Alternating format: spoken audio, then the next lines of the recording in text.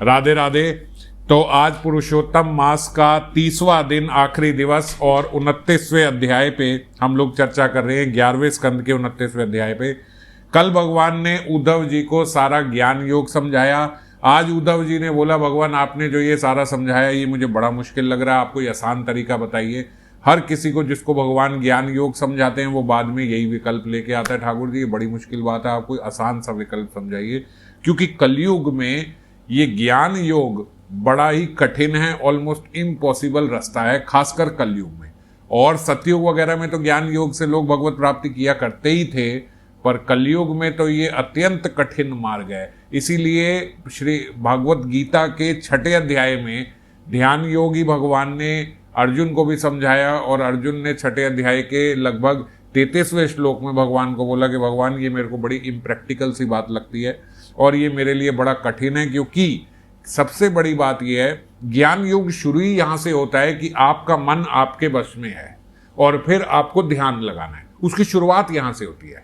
हम भक्ति योग करते हैं इस साधन पर पहुंचने के लिए, इस अवस्था में पहुंचने के लिए कि मन भगवान में लग जाए, और ज्ञान योग शुरू यहाँ से होता है कि मन तो भगवान में लगा ही हुआ है। अगर आपका मन भटक गया तो ज्ञान योग खत्म हो गया। तो इसीलिए अर्जुन जैसे सरीखे वक्त और उद्धव जैसे ने भी कहा कि ठाकुर जी ये बड़ी मुश्किल बात है, ऐसे तो मन लगता नहीं है। और ज्ञान योग तो आप कह रहे हो मन एकदम लगा के रखो, और जरा सा भी मन हुआ तो भक्त उस जगह से च्युत हो जाता है, नीचे गिर जाता है। तो इस तरीके से एकाग्र मन होगा नहीं। आप कोई मुझे सरल और सुगम रास्ता बताइए। तो भगवान ने बोला कि देखो, उद्धव जी ने बोला कि ये जो पथ है, ये इसमें लोग ध्यान लगाने का प्रयास करते हैं, फिर ध्यान नहीं लगता, और फिर जब वो अपने पथ से हटते हैं तो फिर वो दुखी हो जाते हैं। और दूसरा, अगर कोई बड़ा ध्यान लगा भी लेते हैं तो आपके चरणों के शरणागत नहीं होते पूर्ण रूप से। तो वो अपना ध्यान जब लगाते हैं तो उनके अंदर कहीं ना कहीं एक सूक्ष्म अहंकार आ जाता है, और वो आपके चरणों का आश्रय ना लेने के कारण इस घमंड में ही उनका ध्यान फिर वहां से हट जाता है। तो इसलिए कोई सुगम रास्ता बताइए। मैं इतनी बात तो समझ गया हूं कि आप अपनी भरपूर कृपा जो करते हो वो अपने शरणागत भक्तों पे ही करते हो। मैंने राम अवतार में देखा कि आपने प्रेमवश, मित्रतावश, चाहे विभीषण जैसे असुर हो या फिर कोई सुग्रीव और बाली और हनुमान जैसे वानर ही क्यों ना हो, आपने उन वानरों पे भी अपने आप को पूरा रिझा दिया। और यहाँ तक कि जो वो कृष्ण अवतार में मैं देख रहा हूँ कि वो ब्रह्मा जी जैसे आए, और जहाँ आप अपने चरण रखते हो वो बेचारे उस चौकी पे अपने सर रगड़ते रह गए, लेकिन आपने उनसे कोई ज़्यादा वार्तालाप नहीं करी। और वहाँ राम अवतार में आप वानरों पे भी इतना रीझ गए। तो इसीलिए मैं ये बात तो समझता हूँ कि जो आपके पूर्ण रूप से शरणागत होता है, आपकी भी प्रीति उन्हीं से ज़्यादा होती है। तो आप मुझे वो रास्ता बताइए जिससे मैं पूर्ण रूप से आपके शरणागत हो सकूं। ये अपने बल पे ज्ञान योग, ये वो मन वश में करना, ये मेरे से नहीं होगा। ऐसा कोई रास्ता बताओ। देखो, भक्ति का पथ क्या है? भक्ति पथ ये है कि भगवान के रूप से, गुण से, लीला से इतना आकर्षित हो जाता है भक्त कि फिर उसको मन लगाने का प्रयास नहीं करना पड़ता। मन स्वतः लगा ही हुआ है। मन अच्छी चीज में जाएगा ही जाएगा। जहां आपकी इंद्रिय तृप्ति होगी, मन वहां जाएगा ही जाएगा। और सही मायने में इंद्रिय तृप्ति तो ठाकुर जी के भजन में ही होती है। अगर मान लो इस जगत में इंद्रिय तृप्ति होती तो फिर इस जगत से मन हटता क्यों? पर इस जगत में मन लगता कहाँ है? आज इस चीज में, कल उस चीज में, फिर उस चीज में, फिर उस चीज में, तो मन तो कहीं लग रहा ही नहीं है। इसीलिए तो एक से दूसरी चीज में भाग रहे हैं। मन लगता है केवल भजन में। तो इसीलिए जहां इंद्रिय तृप्ति होगी, मन वहां जाएगा ही जाएगा, वहां लगाने का प्रयास नहीं करना पड़ेगा। तो उन्होंने बोला, आपके जो प्रीति शरणागत भक्तों से है, तो मैं आपके शरणागत हो सकूं, हे शरणागत बंधु, आप मुझे ऐसा पथ बताइए। भगवान ने बोली, ठीक है, अगर इस पथ की बात करते हो तो फिर मैं आपको बताता हूं अपने भागवत धर्म के बारे में। सुखदेव गोस्वामी ने बोला कि अब भगवान बताने लगे हैं अपने सबसे सर्वश्रेष्ठ धर्म के बारे में। ये सर्वश्रेष्ठ धर्म है जिससे भगवान की प्राप्ति बड़ी सुगमता से हो सकती है। देखो, हैं तो सब कुछ करने वाले भगवान ही हैं, सारा ज्ञान देने वाले भगवान ही हैं। यहाँ तक कि सत्व, रज और तमो गुण को अंगीकार करके ब्रह्मा, विष्णु और शिव भी ये भगवान ही बनते हैं। यही सृष्टि की रचना करते हैं, यही पालन करते हैं, और एक दिन यही अंत कर देते हैं। सब यही है। तो इनके मुख से जो निकल रहा है, जो जिसको वो बेस्ट बोल दे, फिर उससे ऊपर क्या बात हो सकती है। तो भगवान ने बोला, उद्धव मैं तुम्हें अपने मंगलमय भागवत धर्म का फिर उपदेश करता हूं। देखिए, हम पूरी जो हमारी एक जर्नी चल रही है पुरुषोत्तम मास की, हम 11वें स्कंद के पहले अध्याय से अलग अलग तरीके से इस संसार को देखते आए। कभी सांख्य योग से, कभी ज्ञान योग से, कभी किसी योग से, कभी किसी योग से, कभी क्रिया योग से। लेकिन आज भगवान बता रहे हैं कि देखो, जो भागवत धर्म का पालन करता है, श्रद्धा पूर्वक आचरण करता है, वो व्यक्ति इस दुर्जय मृत्यु को भी बड़ी आसानी से जीत लेता है। मृत्यु को आसानी से जीत लेने का मतलब, इस जगत में सबसे बड़ा भय अगर हमें कोई है तो वो मृत्यु का है, कि जीव मर जाएगा, कि हम मर जाएंगे, ये खत्म हो जाएगा। और अपनी मृत्यु का इतना भय है कि हम मृत्यु के बारे में सोचना भी नहीं चाहते। और अगर कोई मृत्यु की बात कर दे तो हम लोग बोलते हैं ऐसी अशुभ बातें मत करो। अरे अशुभ क्या है? क्या ये मृत्यु होनी नहीं है? क्या नहीं होनी है? क्या टल सकती है? लेकिन तब भी जीव इतना ज्ञान में रहते तो बोलते नहीं ये सब बातें मत करो। तो अपनी मृत्यु को जीत लेने का मतलब कि मृत्यु का भय खत्म हो जाए। अब मृत्यु का कोई भय नहीं। और मृत्यु का भय कब खत्म होगा? जब जीव केवल अपने और परमात्मा के संबंध को जान के उसी में रमण करेगा, तब उसको मृत्यु का कोई भय नहीं रहेगा। क्योंकि आत्मा कभी न जन्मती है और ना कभी आत्मा मरती है। और हमारा और भगवान के साथ संबंध जो है वो नित्य है, वो इस शरीर के साथ खत्म होने वाला है नहीं। तो जब उसी में रमण करेगा तो फिर कोई मृत्यु का भय नहीं रहेगा, अभयता प्राप्त कर लेता है। तो भगवान ने बताया भागवत धर्म का पालन कैसे होगा, कि आप अपने मन को मेरे में लगाने का प्रयास करेंगे और आप अपने जितने कर्म हैं उनको मुझे समर्पित करने का प्रयास करेंगे। अब आप कहोगे ये फिर ज्ञान योग वाली बात होगी। नहीं, ये ज्ञान योग नहीं है। भागवत धर्म तो अभी शुरू होना है। भागवत धर्म में प्रवेश करने के लिए ये ज्ञान योग और कर्म योग समझ लो एक केवल द्वार है। आपको इनकी साधना नहीं करनी है, आपको साधना भागवत धर्म की करनी है। और अगर आप ये सब सुनते ही रहे हैं तो भागवत धर्म पे तो हम लोग पिछले कई सालों से चर्चा कर रहे हैं, और इसी अध्याय से प्रेरित होकर मैं भागवत धर्म की चर्चा करता रहा हूँ। उन्होंने भागवत धर्म को अगर मैं आपको ठीक से समझाऊं, ठीक शब्दों में, तो भागवत धर्म का अर्थ ये है कि सबके भीतर हम भगवान की उपस्थिति देखें और सारी अवस्थाओं में हम भगवान की ही स्वीकृति जानें। जो भी परिस्थिति हमारे साथ हो रही है, चाहे अच्छा हो रहा है या बुरा हो रहा है, ये सब भगवान की स्वीकृति से ही हो रहा है। भगवान ही ये चाहते हैं, इसीलिए हो रहा है। हर परिस्थिति में यही देखें कि भगवान की यही इच्छा है। भगवान की उपस्थिति देखें हर परिस्थिति में, और हर जीव के भीतर भगवान की उपस्थिति देखें। हर जीव के भीतर, कि इसके भीतर भी परमात्मा ही है। सबके भीतर परमात्मा देखें। हम सब लोगों के बड़े बड़े ऐसे उदाहरण रहे हैं, बहुत ऐसे हमारे बीच के, कोई भक्तमाल के भक्तों की बात नहीं कर रहा हूँ, अपने आसपास के भक्तों की बात कर रहा हूँ। खूंखार जानवर भी साथ में आ गया और उन्होंने ये सोचा कि ये इसके भीतर भी तो परमात्मा ही है, ये कुछ नहीं कहेगा, और उसने कुछ नहीं कहा, साइड होकर चला गया। इस प्रकार के भी उदाहरण हम सबके बीच में ही हैं। तो सबके भीतर परमात्मा के दर्शन करें। अगर मान लीजिए आपको कभी किसी ने, जानवर ने काट भी खाया, किसी ने आपको थप्पड़ मार भी दिया, आपको मैं तो उसके भीतर परमात्मा देख रहा था प्रभु जी, उसने तो मुझे आके थप्पड़ मार दिया, तो अब क्या करूं? तो परमात्मा ने ही मारा है, कोई बात नहीं। भगवान की ही इच्छा रही होगी, भगवान की इच्छा रही होगी। मेरे ही कोई प्रारब्ध होंगे जो खत्म करने होंगे। मुझे कुछ समझाना होगा, कुछ मैंने जरूर गलती करी होगी जो आज मुझे थप्पड़ पड़ा, कुछ जरूर गलती करी होगी जो आज मेरी बेइज्जती की गई, कोई बात नहीं। ऐसा नहीं है कि केवल अच्छा हो रहा है तो हम भगवान की उपस्थिति देखें, या भगवान की उपस्थिति देखें तो जब बुरा हो गया तो हम कहें तो फिर ये कैसे भगवान। तो जो भी कर रहे हैं वो भगवान कर रहे हैं। ये भागवत धर्म है। भागवत धर्म का मतलब ये नहीं है कि आपने भागवत धर्म का बिल्ला यहाँ पे लगा लिया तो उसके बाद महाराज जी आप कहीं भी प्रवेश कर सकते हो, बस आपको कोई रोकेगा नहीं, कोई टोकेगा नहीं। नहीं, ये को VIP पास नहीं मिला आपको भागवत धर्म का। भागवत धर्म का अर्थ है कि ठाकुर जी अब आप जो करो सो करो, समझ गए, हम आपके हैं। ये भागवत धर्म है, ये VIP पास नहीं है। अच्छा करो बुरा करो, धक्के मारने धक्के मारो, इज्जत देनी है इज्जत दो, पर सब आपको समर्पित। जो कर रहे हो आप ही कर रहे हो। अपने आप को बड़ा ना समझे अगर इज्जत दी जा रही है, अपने आप को बहुत छोटा और दुर्बल ना समझे अगर आपकी बेइज्जती की जा रही है, कोई बात नहीं। ठाकुर जी के बंदे हैं, जो करे, जो वो कराना चाहते करे। अगर मान लीजिए कहीं किसी ने मुझे थप्पड़ मारा, try to understand he is just the postman delivering you the letter of the Krishna to you. बात समझ गए? जैसे एक पोस्टमैन आया, डाकिया आया आपके घर में, उसने आपको 1 करोड़ रुपए का चेक दिया, तो आप डाकिए को पकड़ के गले लग के चुम्बन करना नहीं शुरू कर दोगे कि तूने मुझे 1 करोड़ रुपए का चेक दे दिया। आप जानते हो कि ये तो डाकिया है, भेजा किसी और ने है, तो आपका जो आभार होगा वो उसके प्रति होगा जिसने भेजा है, समझ गए? और डाकिए ने अगर आपको आपका रेजिग्नेशन लेटर पकड़ा दिया, जी आपके ऑफिस से आया, आपको रिजाइन करने दिया, तो आप डाकिए को थप्पड़ नहीं मारोगे, है ना? आप जानते हो ये तो डाकिया है, इसने थोड़ी भेजा है, वो तो पीछे से ऑफिस ने भेजा है। इसी प्रकार से अगर कोई व्यक्ति बहुत हमारी मान बढ़ाई कर रहा है तो भी वो ठाकुर जी करवा रहे हैं उसके माध्यम से, वो तो केवल डाकिया है। और अगर किसी ने मुझे थप्पड़ मारा, कुछ किया, तो भी वो केवल डाकिया है। आज ठाकुर जी ने मुझे थप्पड़ पड़वाना होगा तो मार दिया, अगर उनकी स्वीकृति ना होती तो मजाल है किसी की कोई हाथ भी लगा सकता था। ये बात तो मानते हो कि नहीं मानते? ऐसा तो नहीं है इस सृष्टि में कोई जीव ऐसा आया जिसने, भगवान तो चाहते थे ना मारे लेकिन उसने आके मार दिया, ऐसा तो नहीं हो सकता, ऐसा तो नहीं हो सकता।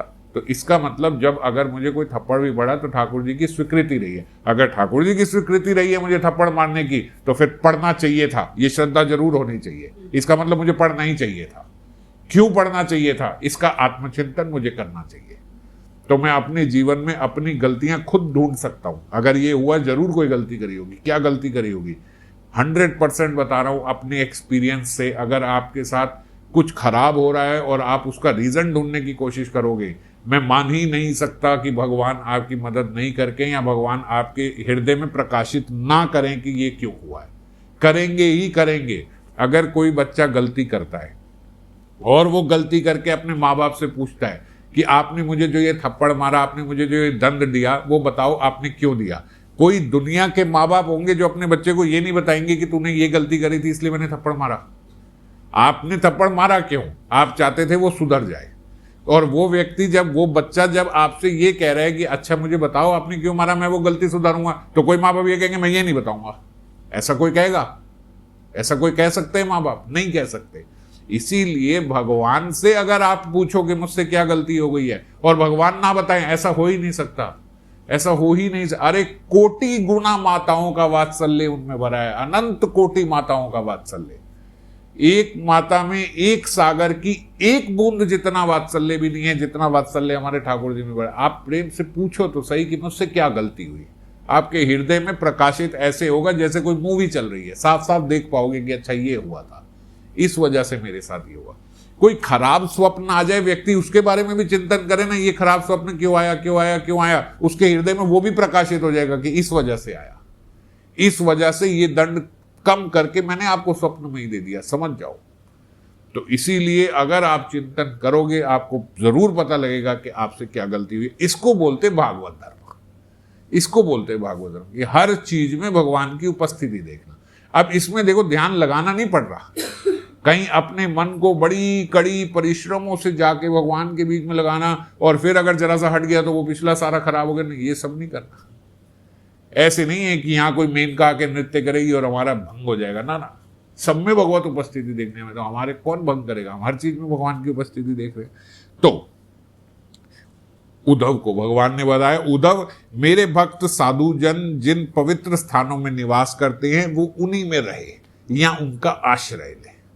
तो आश्रय मतलब जहां साधु जन रहते हैं वो कहाँ रहते हैं? भगवान के धाम में, राधा कुंड में, वृंदावन में, गोवर्धन में, अयोध्या में भगवान के जहां भक्त रहते हैं वो प्रयास करे कि वो उन्हीं धाम में रहे, और नहीं तो धाम आश्रय लेके रहे। धाम आश्रय का अर्थ है कि वो रोज स्मरण में धाम का ही स्मरण करे कि मैं वहां पे हूं, वहां के दर्शन इत्यादि करे। और दूसरा धाम आश्रय का एक सबसे बड़ा अर्थ ये है कि वो धाम में रहने वाले साधु संतों का आश्रय ग्रहण करे।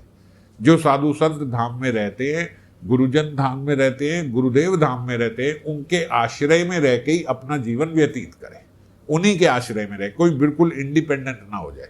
तो इसको भी धाम आश्रय माना जाएगा। और प्रयास करे जीवन के किसी एक मोड़ पे अपने जीवन को उधर लेके जाए और वहीं पे धाम में रहने का प्रयास करे। और मेरे सारे पर्वों पर, मेरे सारे अवसरों पर, मतलब भगवान के जितने सेलिब्रेटिव डेज हैं, जैसे पुरुषोत्तम मास उनमें से एक है, कार्तिक मास उसमें से एक है, जन्माष्टमी, राधा अष्टमी, नित्यानंद त्रयोदशी, अद्वैत सप्तमी, इन सब दिनों में वो भगवान के सामने नृत्य करे, संगीत करे और भगवान को उच्चतम भोग लगा के मतलब सेलिब्रेट करे। जितने भी ये उत्सव हैं इनको सेलिब्रेट करें। इनको सेलिब्रेट करने से ही भगवान को बड़ा आनंद होता है। आप देखो ना, इस भौतिक जगत में अगर किसी का एक बर्थडे है, किसी एक व्यक्ति का, आप ज़्यादा दिन उससे बात नहीं कर रहे, मतलब पिछले 6 महीने से आपकी बात नहीं हुई, लेकिन बर्थडे वाले दिन आपने एक अच्छा सा मैसेज भी भेज दिया तो वो व्यक्ति कितना प्रसन्न होता है। कह रहे तुझे याद था मेरा बर्थडे है, मैसेज भेजा, वो बड़ा आनंदित हो जाता है कि मैसेज आपने उसे कर दिया। तो इसी प्रकार से ये तो जीव है, ये आत्मा, जीव आत्मा यहाँ की प्रसन्न होते, वो परमात्मा है। जब परमात्मा के पर्व पे हम प्रसन्न होते हैं तो ठाकुर जी को बड़ी प्रसन्नता होती है कि ये उन पर्वों को कैसे सेलिब्रेट करके बना रहा है। और आप परमात्मा को क्या दोगे? भगवान आपको इसके बदले पता नहीं आपके कितने अनंत कोटि पाप उसी दिन कट जाते हैं जिस दिन हम भगवान के इस प्रकार से पर्व मनाया करते हैं। कितने कितने मेरी वासनाएं जो मेरे हृदय को मलिन करने वाली होती है, वो वासनाएं एकदम खत्म हो जाती है भगवान के सामने नृत्य करने से और कीर्तन करने से। तो इसीलिए सब दिन करे बहुत अच्छी बात है, नहीं तो विशेष पर्वों पे तो जरूर भगवान के सम्मुख संकीर्तन करें और नृत्य करें। और सबके हृदय में भगवान के ही दर्शन करें। जो मैंने पहले आपको भागवत धर्म बताया, आगे के श्लोकों में यही भगवान ने भी विस्तार से बताया। ब्राह्मण में या चंडाल में कोई भेद ना हो। कैसे भेद होगा? सबके भीतर आप परमात्मा देख रहे हो। एक डाकिया जो आपको 1 करोड़ का चेक दे रहा है या एक डाकिया जो आपको रेजिग्नेशन का लेटर दे रहा है, दोनों को ही डाकिये के रूप में देखे। कोई मुश्किल तो नहीं है, ये आप जानते हो ये तो डाकिया ही है। तो इसीलिए दोनों को पोस्टमैन के रूप में देखें। दोनों से किसी से घृणा नहीं और किसी की बड़ी तारीफ नहीं, किसी से मोह नहीं और किसी की निंदा नहीं। दोनों डाकिये हैं, दोनों पोस्टमैन हैं। चोर और ब्राह्मण भक्त हमारे लिए बराबर है। चाहे सूर्य हो, चाहे छोटी सी चिंगारी हो, हमारे लिए ब्राह्मण है, हमारे लिए बराबर है। क्यों? क्योंकि परमात्मा ने जिसको बढ़ा दिया वो सूर्य बन गया, जिसको थोड़ा कम दिया चिंगारी बन गया। ये भी परमात्मा की शक्ति है, वो भी है। ठाकुर जी चाहे तो आज एक चिंगारी को सूर्य बना दे और वो चाहे तो सूर्य को एक छोटी सी चिंगारी बना के यहीं खत्म कर दे। वो उन्हीं की तो शक्ति है, सब वही दे रहे हैं। इस प्रकार से सबके दर्शन करे। और इस प्रकार से जब जीव किसी के दर्शन करेगा तो उसके भीतर एक फायदा यह होगा कि उसकी किसी से ईर्ष्या नहीं होगी, वो किसी का तिरस्कार नहीं करेगा और किसी के सम्मुख जाके अपना अहंकार नहीं करेगा। ना अपने आप को किसी से बड़ा समझेगा, ना दूसरे को छोटा समझेगा, ना किसी से बराबर की और मान के उससे ईर्ष्या करेगा। क्यों करेगा? अरे सब में परमात्मा के दर्शन हो रहे हैं, सब जानते हैं कि इसके भीतर परमात्मा ही है, तो फिर किससे ईर्ष्या, फिर किसके सामने अहंकार, फिर किसको छोटा देखे और किसको बड़ा देखे? सब ठाकुर जी तो कर रहे हैं, कोई और थोड़े ना कर रहा है। और अपने ही लोग यदि आपके, देखो भगवान कितनी सूक्ष्मता में जाके छोटी छोटी बातों से भी समझाते हैं। अगर आपके अपने ही लोग आपके इस बर्ताव से आपकी हंसी उड़ाते हो, तो ये लल्लू है, ये देखो ये कैसी बातें करता है, ये क्या देखता है, इसको फर्क ही नहीं है। ये कहता है जी वो इतना अमीर आदमी, अंबानी भी वैसा ही है और हमारे घर आई हुई माई भी वैसी ही है, दोनों एक ही बराबर है। बट ठाकुर जी ने उस पर उसको इस प्रकार से उसको सुसज्जित किया, इसको इस प्रकार से सुसज्जित किया। वहाँ ठाकुर जी इस स्वरूप में आए या ठाकुर जी इस स्वरूप में आए, दोनों ठाकुर जी को ऐसे सुने तो आपका हो सकता है हंसी करे, आपका मजाक उड़ाए, तो ठाकुर जी बोल रहे इसकी परवाह नहीं करना, ऐसे लोगों की बिल्कुल परवाह नहीं करना। और मैं अच्छा हूं वो बुरा है, ऐसी देह दृष्टि को भी आप छोड़ दें। ये भी ना कहें कि भाई ये बेवकूफ़ है, इसको समझ में नहीं आती। अरे वो जो बेवकूफ़ है जिसको समझ में नहीं आती, जो हंस रहा है आपके ऊपर, वो भी तो ठाकुर जी हैं। वही ठाकुर जी उस स्वरूप में इतने बड़े बने, वही ठाकुर जी इस स्वरूप में इतने छोटे बने, वही ठाकुर जी इस स्वरूप में मेरी सराहना कर रहे हैं और वही ठाकुर जी इस स्वरूप में मेरी निंदा कर रहे हैं। वाह ठाकुर जी क्या लीला आपकी, यहाँ आके मेरी सराहना करते हो, वहाँ उस स्वरूप में जाके मेरी निंदा करते हो। भक्त ऐसे ही देखता है बस। मैंने आपको एक बार पहले भी ये कथा सुनाई थी, बार बार याद आ जाती है। एक छोटी सी, एक व्यक्ति जो वृंदावन में जा रहे थे, उनका एक्सीडेंट हो गया, पीछे से किसी गाड़ी वाले ने मार दिया। हॉस्पिटल दूसरा आदमी आया, उसने ओ संत जन जा रहे हैं, इनको मार दिया। उठा के उन्हें हॉस्पिटल लेके गया, उनका इलाज कराया। 1 दिन बाद महाराज उनको होश आई, तो उन्होंने कहा कि आपको किसने मारा? इन्होंने। तो बोले ये साथ खड़े हुए थे, बोले इन्होंने मारा। बोले ये तो आपको बचा के लाया। बोले मारने वाले भी यही हैं, बचाने वाले भी है। डॉक्टर उनको देखने लगा, भाई इसी ने मार के यही उठा के लाया। और जो उनके साथ वाले, अरे उसने कहा मैं तो बचा के लाया हूँ, जो संत महात्मा के साथ वाले, तो उन्होंने कहा आप चिंता मत करो, आप इनकी अवस्था नहीं जानते, मैं जानता हूँ। डॉक्टर को बोला महाराज जी सब में परमात्मा के दर्शन करते हैं, वो परमात्मा स्वरूप से कह रहे हैं कि यही मारने वाले हैं, यही बचाने वाले हैं। उनका अर्थ इस व्यक्ति से नहीं है, वो इस प्रकार से ही बोलते हैं। जो बचाने वाले लाया था महाराज, वो तो घबरा गया, बोले मैं तो महाराज को बचा के लाया हूँ। महाराज जी ने कह दिया कि मैंने ही मारा है, मैंने ही उठाया। बोले आप चिंता मत करो, वो आप में आपसे ना मित्रता ना उनसे शत्रुता है, वो सब में परमात्मा के दर्शन देखते हैं। फिर जब वो उनके पास आए, उन्होंने कहा महाराज जी मैंने तो आपको बचाया था, मैं तो उठा लाया था। बोले कोई बात नहीं ठाकुर जी, आपने गिरा भी दिया, आपने उठा भी दिया, क्या क्या फर्क पड़ा। वो समझ गए कि अच्छा ठाकुर जी किसी और स्थिति में है, ये तो महाराज जी वो अपना चल दिए। तो इस प्रकार से भागवत धर्म पालन करने वाले की ये स्थिति होती है। उसको तो सब में परमात्मा के दर्शन, उसको उससे कोई द्वेष नहीं जिसने मार दिया, और उससे कोई मोह नहीं जिसने बचा दिया। वो कहते हैं उसको प्रेरणा दी, वो मार गया, आपको प्रेरणा दी, बचा दी। आपको प्रेरणा दी, आपने इलाज कर दिया, किसी और को प्रेरणा देगी, वो ठाकुर जी घर भी पहुंचा देंगे, कोई दिक्कत नहीं, हमें आप चाहते वहां चले जाएंगे। कुत्ते को, चंडाल को, गऊ को या गधे को भी बोला पृथ्वी पर गिर के साष्टांग प्रणाम करे। ये बात इसलिए बोली कि कोई भेद नहीं, गधे में भी नहीं, गऊ में भी नहीं, सबको साष्टांग प्रणाम करना है। साष्टांग प्रणाम क्यों करना है? ये इसलिए बोला गया साक्षात इनका नाम लेके कि किसी में पशु बुद्धि भी ना रखे। अरे ये तो पशु है, हम क्या करें, ज्यादा से ज्यादा इंसानों में तो देख लेंगे परमात्मा की उपस्थिति, पर पशुओं में, इसमें भी, हाँ उनमें भी, हर जीव में है। हर जीव में, जो जीव है उसमें परमात्मा की उपस्थिति है। बिना आत्मा का कोई जीव बना नहीं है, आत्मालेस बॉडी होती ही नहीं है, उसको मृत बोलते हैं। और वैसे तो देखा जाए तो मृत के भीतर भी परमात्मा है, क्योंकि वो भी भगवान की एनर्जी है, क्योंकि वो भी, हमने 28 तत्व पढ़े, तो उन 28 तत्वों में से तो एक ही है। तो सारी सृष्टि जो है वो परमात्मा की है। इस प्रकार से दृष्टि रखना ये भागवत धर्म है। और जब तक ऐसी दृष्टि स्वाभाविक ना हो जाए तब तक भगवान बता रहे मन से, वाणी से और शरीर से इसकी साधना करें। जैसे अभी मेरे लिए स्वाभाविक नहीं है, तो वाणी से तो कम से कम ये अपने आप को बार बार बोल के समझाऊं, मन को तो बार बार ये समझाऊं कि अरे ये परमात्मा ही है, इसने मुझे गाली दी, मुझे बहुत बुरा लग तो गया, मुझे क्रोध तो आ गया, पर मुंह से शब्द ना निकले। वाणी सहयोग करे, मन से, वाणी से, शरीर से। वाणी का सहयोग क्या है? वो उस वक्त चुप रहेगी। मन का क्या है? वो उस वक्त समझाएगा ये परमात्मा ही है, ठाकुर जी कर रहे हैं, कोई और नहीं कर रहा, ये डाकिया है। समझ गए? और शरीर शांत रह के वहां से निकल जाए। तो मन से, वाणी से, शरीर से यही साधना करें जब तक ये आपके लिए स्वाभाविक ना हो जाए। जब स्वाभाविक हो जाएगा तो फिर क्रोध आएगा ही नहीं, फिर समझाना ही नहीं पड़ेगा कि अरे इसमें परमात्मा रहे, अरे पता है इसमें परमात्मा ही है। तो इतने वर्षों से यही बात बोल बोल के अब जैसे बार बार हम यही बात बोलते हैं, यही बात समझाते हैं, यही सुनते हैं हम सारे लोग, तो बोलने से ही इतना प्रभाव हो गया कि कम से कम 50% तो अवस्थाओं में ये समझ में आने लग गई कि ये भगवान ही कर रहे हैं। तो एकदम से बड़ा इंस्टेंट रिएक्शन नहीं होता, पूरा नहीं हुआ अभी, लेकिन काफी हद तक बोल के तो यही साधना करके वाणी से भी, शरीर से भी और मन से ये साधना करें जब तक हमारे लिए ये स्वाभाविक ना हो जाए। उद्धव जी को बोला, उद्धव जी जब कोई इस प्रकार से सर्वत्र ब्रह्म बुद्धि का अभ्यास करता है तो उसको कुछ समय के बाद फिर सब में ब्रह्म स्वरूप ही दिखने लगते हैं। फिर उसको ब्रह्म स्वरूप, सारे जीव ब्रह्म स्वरूप दिखने लगते हैं। जो मैं अभी आपको बात बता रहा हूं कि फिर थोड़े टाइम बाद जब हम ये अभ्यास करते रहेंगे तो कुछ समय के बाद हमारे लिए ये नेचुरल हो जाएगा। अब ये ठाकुर जी बता रहे, देखो मैं तो सबसे श्रेष्ठ साधन यही समझता हूं। ये कौन बोल रहे हैं? ये स्वयं भगवान कृष्ण बोल रहे हैं कि मैं तो सबसे सर्वश्रेष्ठ साधन देखो यही समझता हूं कि समस्त प्राणियों और पदार्थों में मन, वाणी और शरीर की समस्त वृत्तियों से मेरी भावना की जाए। अभी साधना की जाए, अभी स्वाभाविक नहीं हुआ, तो मन, शरीर और वाणी से यही साधना की जाए।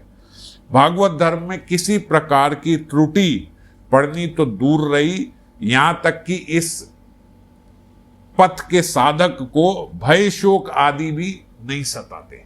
और अगर मान लो आपको किसी अवस्था में रोना आ रहा है, किसी अवस्था में रोना पीटना हो जाता है, किसी अवस्था में भागने जैसी अवस्था हो जाती है, किसी अवस्था में बस मैं यहाँ से निकल जाऊं किसी भी तरीके से, या मार दूं इसको, या मर जाऊं, मान लो ऐसी भी अवस्था हो जाए, या हम अपने आप को कंट्रोल कर रहे हैं और बहुत तेज तेज रो रहे हैं कि आज इसने मेरा इतना अपमान किया, ये किया, वो किया, तो भगवान बोल रहे देखो इन सब चीज़ों से कुछ होना तो है नहीं, रोने पीटने से और ये सब करने से कुछ होना तो है नहीं। तो इन अवस्थाओं में भी अगर आपने समझ लिया कि कर ठाकुर जी रहे, कोई बात नहीं, इससे क्या बुरा मानूं। अरे एक किसी जीव के बस का था कि वो मुझे एक शब्द भी अपमान का बोल देता। अरे ठाकुर जी की वो रही होगी, परमिशन रही होगी, तो ही तो बोला इन्होंने, उन्हीं की इच्छा होगी तो ही तो बोला है। तो अपना हमेशा आत्मविश्लेषण करें कि अगर ये बोला गया, अगर मुझे ये दंड दिया गया तो क्यों दिया गया। देखो मेरे पुराने प्रारब्ध भी, अगर हम कहते हैं ना अच्छा पुराने प्रारब्ध होंगे, तो मैं आपको एक बात बता दूं कि पुराने प्रारब्ध जितने हैं वो भी आके आपको नहीं लग सकते जब तक आपका इस जन्म में कोई आचरण खराब नहीं होगा। मान लीजिए आपका पुराना प्रारब्ध है कि आपको आज एक थप्पड़ लगना है, ये आपका प्रारब्ध है, आपको एक थप्पड़ पड़ना है। अब आप बिल्कुल ठीक ठीक ठीक ठीक चल रहे हो, आप सब में भगवत उपस्थिति देख रहे हो, या बिल्कुल आपका आचरण एकदम सही। अगर आपका आचरण बिल्कुल सही है तो वो थप्पड़ को वेट करना पड़ेगा, वो आपको पड़ नहीं सकता। कहीं आपको एक लूज बॉल देनी पड़ेगी, कहीं आपको एक लूज बॉल खेलनी पड़ेगी, उससे आपको फिर वो थप्पड़ पड़ेगा। अगर आप अपने स्वभाव में, अपने करेक्टर में, अपने कर्म में, अपने आचरण में जरा सा भी हिले नहीं, तो वो थप्पड़ जो प्रारब्ध में था वो लटकता रहेगा। 100 जन्मों तक आपने नहीं किया, 100 जन्मों तक वो थप्पड़ लटकता रहेगा, पर आपको पड़ नहीं सकता। अंत में हो सकता है ठाकुर जी को वो प्रारब्ध खत्म करना पड़े आपके ऐसे आचरण की वजह से। लेकिन अगर आपने इस जन्म में, इस देह से, इस मन से, इस बुद्धि से, इस स्वभाव से कोई गलत कार्य नहीं किया, तो वो थप्पड़ प्रारब्ध वाला आपको आके पड़ नहीं सकता। आपको कोई ना कोई गलती करनी होगी जिससे आके वो पड़ेगा। एक गुरु भक्त थे, बड़ी अच्छी गुरु भक्ति करते थे, एकदम अपने गुरु जी की भक्ति में लीन रहते थे, दिन रात सुबह शाम बस गुरु भक्ति। उनके प्रारब्ध में था कि इनको 12 वर्ष का कोढ़ होना है, और वो गुरु भक्ति में लीन रहते थे। तो जो गुरु भक्ति में लीन रहेगा, वो बोलते प्रारब्ध लटकता रहा, लटकता रहा, लटकता रहा, लटकता रहा, वो प्रारब्ध आके नहीं लग पाया। प्रारब्ध ने आके एक दिन उनके सामने हाथ जोड़ा, महाराज जी आपका 12 वर्ष का कोढ़ है, आप कोई त्रुटि करते ही नहीं, कोई गलती होते ही नहीं, आपकी गलती मानी जाती ही नहीं, क्योंकि आप तो गुरु भक्ति में लीन हो, आपका हर समय मन इसी में लगा रहता है, कैसे सेवा करूं, कैसे ये करूं, कैसे वो करूं। अब मैं बताइए मैं क्या करूं। मैं ये कर सकता हूं कि 12 साल की आपकी जो सजा है वो कोढ़ आपको 12 घंटे के लिए केवल लगेगा। इतनी कृपा कर दो मेरे पे कि 12 घंटे मुझे दे दो। उन्होंने कहा भाई हमारे पास टाइम नहीं है, 12 घंटे कैसे होगा, मैं 12 घंटे मेरे गुरु जी की सेवा कौन करेगा, भागो भागो भागो भागो। ये नहीं, 12 साल की 12 घंटे रह गई। उन्होंने कहा नहीं जी ये नहीं हो सकता। एक दिन उनसे गलती से क्या हुआ कि वो रात को शौच के लिए उठे, और नींद में शौच से आने के बाद उन्होंने वो जल छिड़का नहीं अपने ऊपर, जो हाथ पैर पे ऐसे जल छिड़का जाता है वो नहीं छिड़का। इतनी सी त्रुटि की वजह से बोलते उनके सामने प्रारब्ध आके खड़ा हो गया कि महाराज जी आपसे ये त्रुटि हो गई, अब मना ना करना, 12 घंटे के लिए आ रहा। तब भी गुरु भक्ति का इतना इफेक्ट है, गुरु भक्ति का, कि उनको वो प्रारब्ध आके लग नहीं गया। प्रारब्ध ने आके हाथ जोड़े कि देखो अब ये जो हुआ है ना, ये मेरे लिए प्रवेश द्वार है, अब इस द्वार से मैं घुस सकता हूं, अब आप 12 घंटे के लिए मेरे को परमिशन दे दो, मैं आपके पास आ जाऊं। उन्होंने कहा चलो ठीक है आ जाओ। 12 घंटे के लिए बोलते उन्होंने सबको बोल दिया कि भाई बाहर अगर मेरी कोई आवाज भी आए, कुछ भी आए, मैं जितना भी चीखूं, जितना भी चिल्लाऊं, पीड़ा में मेरे पास अंदर मत आना। और कहते 12 घंटे उनके वो प्रारब्ध रहे, 12 घंटे उनका वो कोढ़ रहा, 12 घंटे बाद वो बिल्कुल स्वस्थ हो गए, और उसके बाद जीवन भर कोई रोग नहीं हुआ। प्रारब्ध की मजाल नहीं है भगवत भक्त को हाथ लगा दे, समझ गए। तो अगर कहीं मैं अपमानित हुआ हूं, अगर कहीं मुझे थप्पड़ पड़ा है, अगर कहीं मेरी परिस्थिति खराब हुई है, अगर कहीं कुछ किया, जरूर आत्मविश्लेषण करो अपना, आपसे कुछ गलती हुई होगी, हुई होगी ही होगी। ये मत बोलो कि मैंने तो कुछ नहीं किया, मैंने तो कुछ नहीं किया। सबसे बड़ा भगवान का अपराधी वो है जो ये बोल देता है कि भगवान की मेरे पे कृपा नहीं है। मुझे उससे बड़ा अपराधी कोई दिखता नहीं जो ये बोल देता हो कि भगवान की मेरे पे कृपा नहीं है। अरे इतना कुछ भगवान दे रहे हैं, इतना कुछ भगवान दे रहे हैं, ये जिह्वा जिससे आप ये बोल रहे हो कि मेरे पे कृपा नहीं है, वो भी ठाकुर जी की दी हुई। अगर ना चाहे तो आपकी जिह्वा हिल नहीं सकती, समझ गए। भरपूर रूप से कृपा कर रहे हैं। केवल गलती आपकी है कि आपका मुख मुड़ा हुआ है संसार की तरफ, और आप बोलते हो कि भगवान कृपा नहीं करे। मैं इस पे बड़ा ज्यादा अब भीतर जाना नहीं चाहता।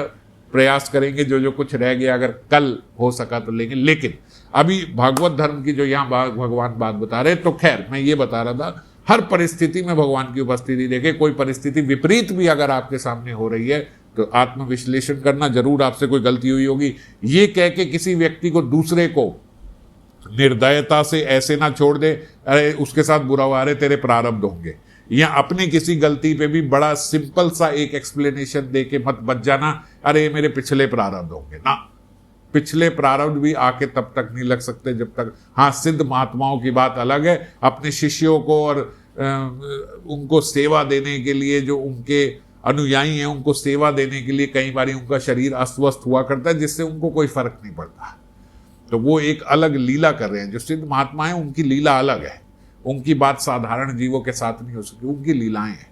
कई बार हम देखते हैं गुरुजन और गुरु जो सिद्ध महात्माएं हैं, संत महात्मा हैं, उनका शरीर अस्वस्थ हो जाता है। वो उनके प्रारब्ध से नहीं, उनकी गलती से नहीं, केवल उनके शिष्यों को उनकी सेवा का अधिकार मिल सके, उनकी सेवा का अवसर मिल सके और अपने अरबों खरबों जन्मों के अपने पाप नष्ट कर सके उस गुरु भक्ति द्वारा, उस क्रिया द्वारा जो है, जिससे गुरु की सेवा हो रही है। इसलिए उनके शरीर अस्वस्थ पड़ते हैं। वो तो ठाकुर जी के हाथ की कलम है, ये पेन है, ये मेरे हाथ में है, मैं जो चाहूं लिख दूं, जो चाहूं लिख दूं, इसका कुछ चलता नहीं, पेन का अपना कुछ नहीं है, मैं जो चाहूं लिख दूं। ये कलम कौन है? ये सिद्ध संत है, ये गुरुजन है, ये ठाकुर जी के हाथ के हैं। वो जो चाहे करवाएं, किसी से शास्त्र लिखवाएं, किसी से दीक्षा करवाएं, कहीं किसी को वन में बैठ के साधना करवाएं, कहीं कुछ ना कराएं, वो सब उनकी लीला है, वो उनके हाथ के कलम बन गए अब तो इसीलिए उनके बारे में ऐसे ना सोचे कि भाई इनके प्रारब्ध होंगे, इनसे गलती हो गई होगी, ये ना, अपने लिए आत्मविश्लेषण करें। एक साधारण जीव के लिए बात की जा रही है।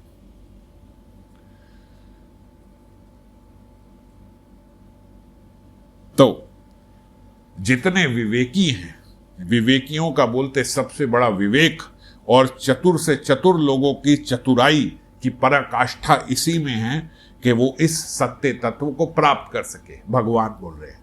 कोई आदमी सोचे मैं बड़ा समझदार हूं, तो बोले उसकी समझदारी इसी में है कि वो इस भागवत धर्म को, इस तत्व को समझ सके। कोई बोले मैं बड़ा चालाक हूं, मैं बड़ा चतुर हूं, मैं सब देख लेता हूं, तो तेरी चतुराई इसी में है।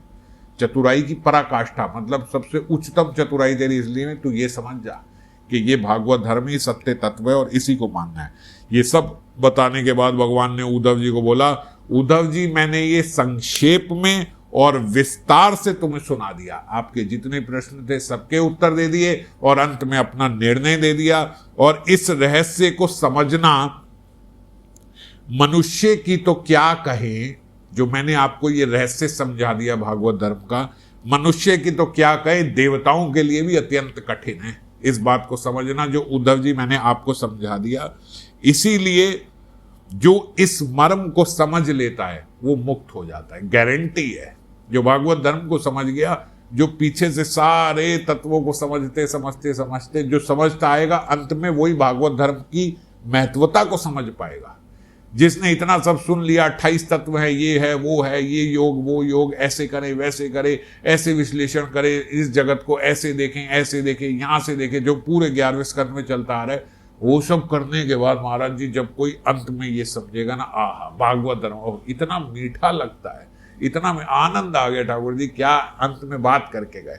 तो उन्होंने बोला जो इसको समझ जाएगा वो मुक्त हो जाएगा।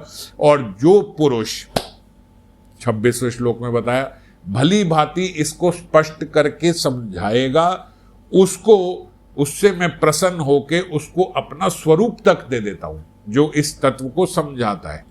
और जो इसका पाठ करेगा और दूसरे को सुनाएगा, वो दूसरे को भी उसके ज्ञान का मार्गदर्शन करेगा, अपने भी ज्ञान का उदय करेगा।